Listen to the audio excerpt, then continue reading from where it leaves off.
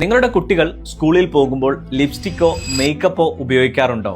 എങ്കിൽ ഈ വാർത്ത നിങ്ങൾ തീർച്ചയായും അറിഞ്ഞിരിക്കണം. സംസ്ഥാനത്തെ സ്കൂളുകൾ ലിപ്സ്റ്റിക് ഫ്രീ ക്യാമ്പസ് ആക്കാൻ ഒരുങ്ങുകയാണ് ശിശുക്ഷേമ സമിതി.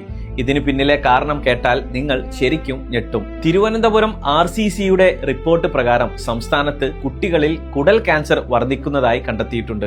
ഇതിന് പ്രധാന കാരണം വില കുറഞ്ഞ ലിപ്സ്റ്റിക്കുകളിലും ഫേസ് ക്രീമുകളിലും അടങ്ങിയിട്ടുള്ള മെർക്കുറി, കാഡ്മിയം തുടങ്ങിയ മാരക രാസവസ്തുക്കളാണ്. മുതിർന്നവരെ അപേക്ഷിച്ച് കുട്ടികളുടെ ചർമ്മത്തിന് കട്ടി വളരെ കുറവാണ്. അതിനാൽ ഈ രാസവസ്തുക്കൾ വളരെ വേഗം അവരുടെ ശരീരത്തിലേക്ക് ആഗിരണം ചെയ്യപ്പെടും. ഇത് അലർജിക്കും ഹോർമോൺ വ്യതിയാനങ്ങൾക്കും ഒടുവിൽ ക്യാൻസറിനും വരെ കാരണമായേക്കാം. കുട്ടികളെ ഇതിന്റെ പേരിൽ ശിക്ഷിക്കുന്നതിന് പകരം രക്ഷിതാക്കൾക്കും വിദ്യാർത്ഥികൾക്കും കൃത്യമായ ബോധവൽക്കരണം നൽകാനാണ് അധികൃതർ ലക്ഷ്യമിടുന്നത്.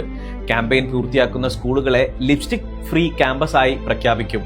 സൗന്ദര്യത്തെക്കാൾ വലുതാണ് നമ്മളുടെ കുട്ടികളുടെ ആരോഗ്യം. എല്ലാ രക്ഷിതാക്കളിലേക്കും അധ്യാപകരിലേക്കും ഈ വീഡിയോ ഇപ്പോൾ തന്നെ ഷെയർ ചെയ്യുക.